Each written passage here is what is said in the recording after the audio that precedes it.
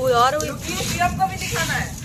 तगड़ी बारिश और इतने बड़े बड़े ओले भाई, आज तक दिन तो बन गए यहाँ पे अभी। एंड ये देखो, हरे कृष्णा एवरीवन, मेरी हो गई थी सुबह 6:15 बजे। आज काफ़ी दिनों बाद मैं बहुत ज़्यादा लेट जगी। बिकॉज ऑफ रीज़न ये है कि कल मैं 12 से 1 बजे के बीच में सोई थी।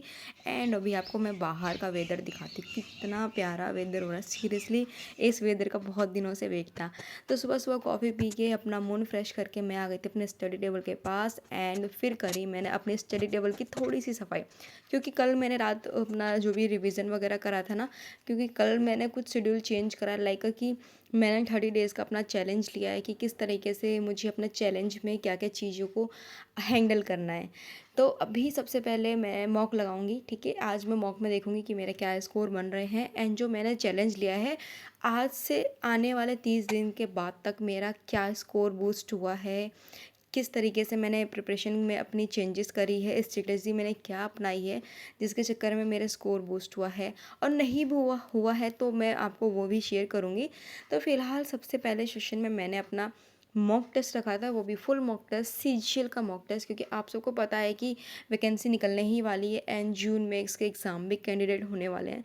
तो टाइम बहुत ज़्यादा कम है, तो इस टाइम को व्यर्थ ना करके इस टाइम का मैं न्यूट्रलाइज़ करूँ एंड यूज़ करूँ, जिसके साथ ही साथ मैं अपने सीजीएल के एग्ज़ाम के लिए बहुत ज़्यादा कड़ी मेहनत करूँ एंड अपने स्कोर को अच्छे से अच्छा करूँ कि अब की मुझे ना मेरिट में हो या नॉर्मलाइजेशन में हो, मुझे हटाए नहीं।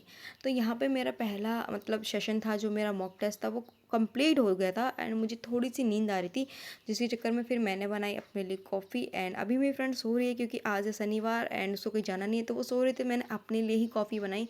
एंड कॉफ़ी बनाने के बाद मेरे को जो पता चला कि मेरा किस में क्या क्या मिस्टेक हुआ है, तो सबसे पहले मैंने वो लिख लिया।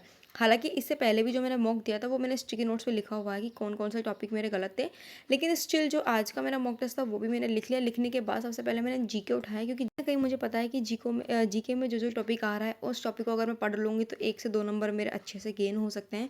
एंड उस क्वेश्चंस को मैं अच्छे से मतलब सॉल्व कर लूँगी एंड समझ लूँगी, तो अच्छे से सही हो जाएगा। आप लोग भी मुझे कमेंट सेक्शन में कमेंट करके बताना कि आप लोग के स्कोर क्या आ रहा है सीजीएल में। एंड अगर आप अदर एग्जाम की प्रिपरेशन कर रहे हैं तो उसमें क्या आपका कट ऑफ क्लियर हो रहा है कि नहीं हो रहा है। तो मैंने फर्स्ट स्लॉट में रखा था अपना mock test and second slot में मैंने रखा था अपना जीके का सेशन।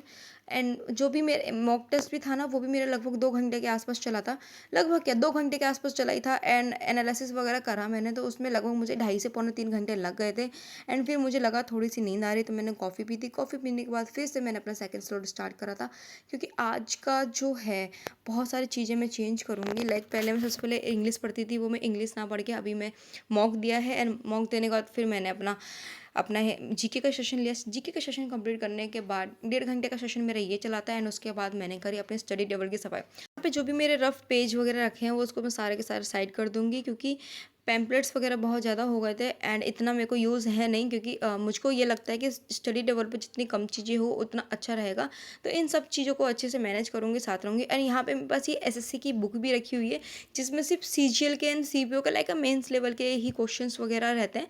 तो मैंने उसको भी निकाला एंड अच्छे से मैंने सारे अपनी टेबल की सफाई करी एंड बुक्स वगैरह को अच्छे से मैंने मैनेज करा, ताकि मेरा मतलब जितना भी एरिया ना क्लीन रहे एंड अच्छे से दिखे भी साफ। टेबल की सफाई करने के बाद मैं आ गई थी अपने रूम के पास। एंड यहाँ पे करी फिर मैंने अपनी बेडशीट को अच्छे से क्लीन एंड अपना रूम को क्लीन। यहाँ पे मैं जब तक रूम वगैरह क्लीन कर रही हूँ तब तक मेरी फ्रेंड यहाँ फ्रेश वगैरह होकर अपना खाना पीना जो भी बनाना था वो बना लेगी।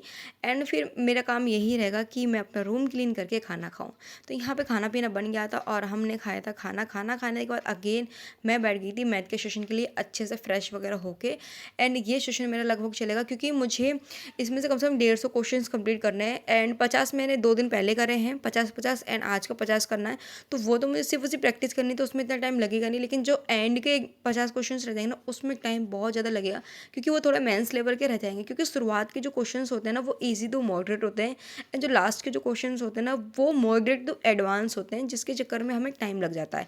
तो इस तरीके से मैंने अपना शेड्यूल बनाया है एंड अभी जो इस तरीके से मेरे क्वेश्चंस को मैं प्रैक्टिस कर रही हूँ, जिस तरीके से मैं क्वेश्चंस लगा रही हूँ ना, सीरियसली बताऊँ बहुत ज़्यादा मज़ा आ रहा है मेरे क्वेश्चंस लगाने में, क्योंकि एक तो क्वेश्चंस बन रहे हैं, ठीक है, एंड दूसरी थिंग ना पढ़ाई में इतना इंटरेस्ट आ रहा है क्योंकि सर पे अगर कोई तलवार रखे, अब मतलब यूँ समझ लो कि मैंने अपने फ्रेंड को बोल रखा है कि जैसे ही तुझे लगे कि मैं लाइक की पढ़ाई वगैरह में डिस्ट्रैक्ट हो रही हूँ, पढ़ाई कम कर रही हूँ, तो मुझे डांटना समझाना, तो वो इस तरीके से ना लाइक अ पेरेंट्स की तरह सपोर्ट करना, वो बहुत ज़्यादा अच्छी चीज़ है कि आपको कोई आपके नज़रिए में रह के कोई आपको पढ़ा रहा है, क्योंकि पढ़ने के लिए एक डर होना बहुत ज़्यादा ज़रूरी है, चाहे वो अपने करियर के लिए, चाहे वो अपने पेरेंट्स के लिए।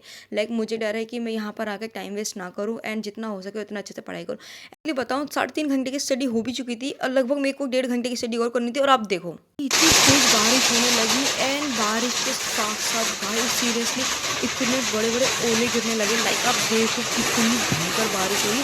अभी तक वेदर बहुत अच्छा था एंड सडनली इतना तगड़ा वेदर चेंज हो गया ना, आप देख सकते हो। ये रख लो क्या, पानी में डाल लेंगे। ओ यार आपको भी दिखाना है। वो बहुत ठंडी है रे बाबा। तो हमारे यहाँ का शिमला इतनी बुरी तरीके से गंदे वाले ओले पड़े हैं यहाँ पे अब भी, एंड ये देखो आपको और भी दिखाती हूँ मैं। ये देखो यहाँ की हालत, शिमला के बर्फ गिरे हुए हैं। या थोड़ा सा एंजॉय करा एंड इस मौसम को अच्छे से खुशियों की तरह जिया एंड लाइक ऐसा लगा कि भाई शिमला में आ गई। मतलब इतना प्यारा व्यू हो रहा था ना। इस व्यू को एंजॉय करने के बाद एक सेशन रह गया था, वो था मेरा रीजनिंग का। लास्ट सेशन जो मेरा रहेगा वो इंग्लिश का रहेगा, वो मैं रात में करूँगी, लेकिन फ़िलहाल के लिए मैं ये इस रीजनिंग का सेशन को लेती हूँ क्योंकि वो मुझे ओरली करना है एंड जो मेरे नोट्स रखे हैं उससे प्रैक्टिस करना है, लेकिन इसकी मुझे क्लास लेनी है क्योंकि यहाँ पे लाइट बिल्कुल भी नहीं है, थोड़ी सी लाइट है, आ रही जा रही है। तो मैंने सोचा कि अपना रीजनिंग का सेशन कर लेती हूँ, बाकी जो मेरा रह जाएगा वो मैं बाद में करूँगी। इस टाइम मैं ले रही हूँ पीस वर्सनी सर की रीजनिंग की क्लास एंड ट्राईपॉड को पता नहीं क्या ही हो गया था, कैमरा ऑन था लेकिन वीडियो ऑन नहीं हुई थी, तो फिर मेरे फ्रेंड ने सेट करा एंड मैंने फिर आपको दिखाया कि हाँ मैं रीजनिंग की क्लास भी ले रही हूँ। क्योंकि कभी कभी क्या होता है ना, मैं ही ट्राईपॉड में फ़ोन लगा देती हूँ एंड मैं ही वीडियो शूट करती हूँ, तो मैं पढ़ाई तो कर रही होती हूँ लेकिन वो वीडियो बंद हो जाती है क्योंकि फ़ोन में 128 मतलब लाइक इतना ही स्पेस है, तो इतना मेरे फ़ोन में होता नहीं है। वीडियो डिलीट करो फिर उसको दोबारा से ऑन करो, तो इन सब चीज़ों में टाइम लग जाता है। लेकिन मेरे फ्रेंड के होते हुए इन सब चीज़ों में टाइम वेस्ट नहीं करना पड़ता, मुझे व्यर्थ नहीं करना पड़ता, वो ही सारी चीज़ें कर देती है। आज का मेरा शेड्यूल कैसा लगा आप लोग मुझे कमेंट सेक्शन में कमेंट करके बताना एंड आप लोग को मेरी वीडियो कैसी लगती है ये भी कमेंट सेक्शन में कमेंट करके बताना। फिलहाल मैंने शिमला को एंजॉय करा एंड इस वीडियो को यहीं एंड करती हूँ।